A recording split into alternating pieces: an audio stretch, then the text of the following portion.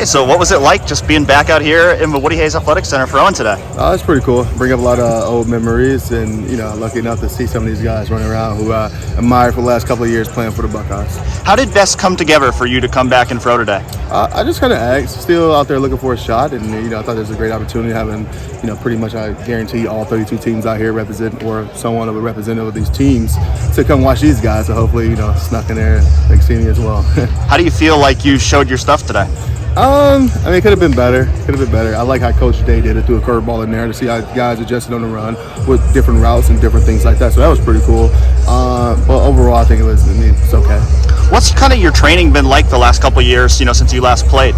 I kind of try to stay with the same routine of keeping my weight at a weight that I feel comfortable playing and trying to get as many throws in as possible with guys staying in town and staying in shape with just training.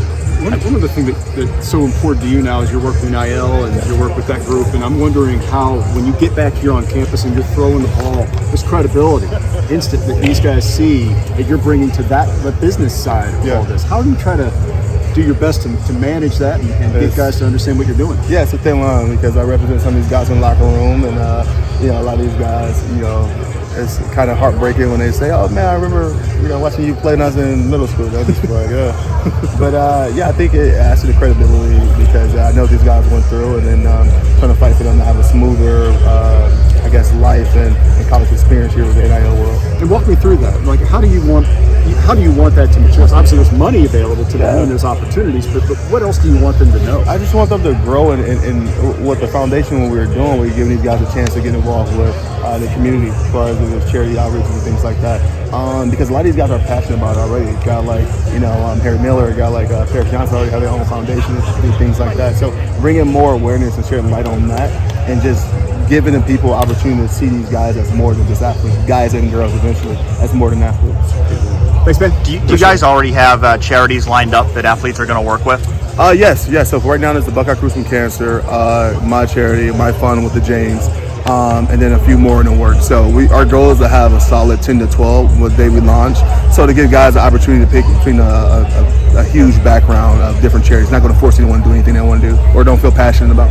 So what's your vision? Is your vision that, by the end of this year, the majority of athletes on this team are going to have opportunities through your foundation?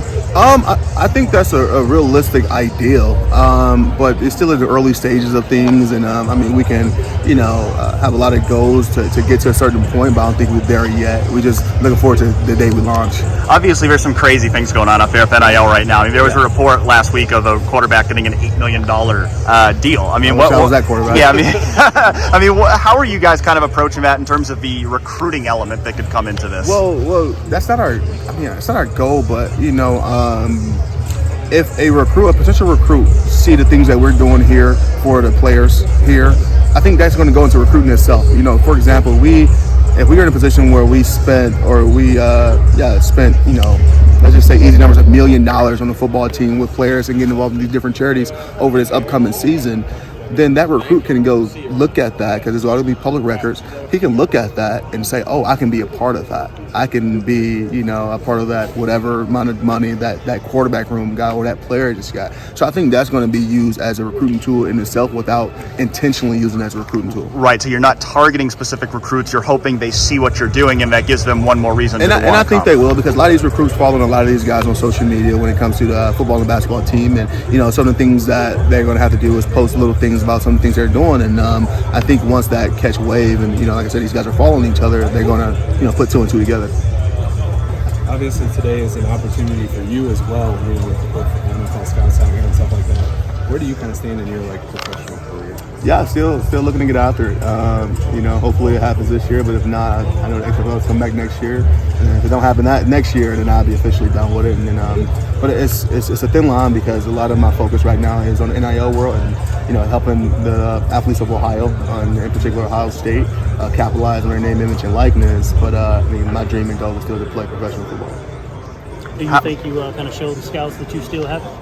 For sure, still as always, still things to work on though. So hopefully this, just open up other opportunities for me to come into one of these organizations and have a workout or battle for a spot in camp. What's the thing next weekend? Looks great, man. I threw him a couple of times this week, and I'm just like, Jesus, man. I rave about the receivers that he has, and But when you see when you right next to him and you see how he goes through his progressions when he's just running around and how he releases the ball, things like that, things you don't see, like kind of bully guys on the football field. I'm very impressed with him. Who's my favorite dog? You know who's my favorite dog. How did it feel to be back out here?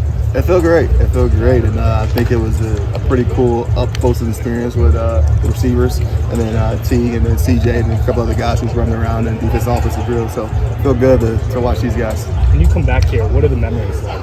Walk through the halls and everything. A lot. I mean, a lot of great ones. A few banners on up here, and then see the national championship banner out there, and then still some pictures. They ain't got rid of some of my pictures yet, so holding on to that. And then had an opportunity last week to bring my daughter up here. She wasn't impressed.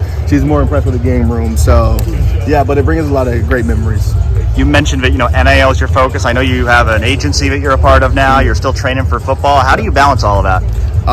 Compartmentalizing. I mean, my mornings are usually dedicated to my craft, and then everything else is usually to the NIL world. So the football stuff's in the morning. Exactly. I try to hurry up and get it out of the way because the NIL world it catches fire with meeting with different players, recruiting different players, and then trying to get to the foundation and starting point. We launch here in less than 3 weeks, so a lot, but it's what I signed up for, and it's all for the betterment of the student athletes. So April's when you're hoping to launch everything. Our goal is April 1. Yes. And you mentioned that you're trying to get it out of the way in the morning. Like, how many hours would you say you're spending on NIL stuff right now? I would say, I think with 10 talents my age, I think we're spending a solid, 6 to 8 hours a day, even though it's not our full-time jobs. My partners have full-time jobs, and I think with the foundation, just more so right now is more communicating via email and text, and just some Zoom calls and things like that to try to brainstorm some different ideas how we can keep making this thing bigger and better. But I think when we launch, I can envision north of 30 to 35 hours a week.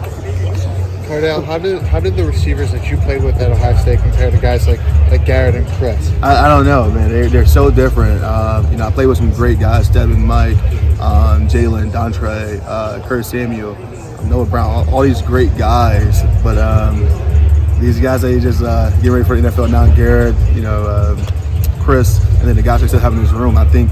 It's hard. It's like pick your poison. Pick your poison. Can't go wrong with any set of group of these guys the last couple of years.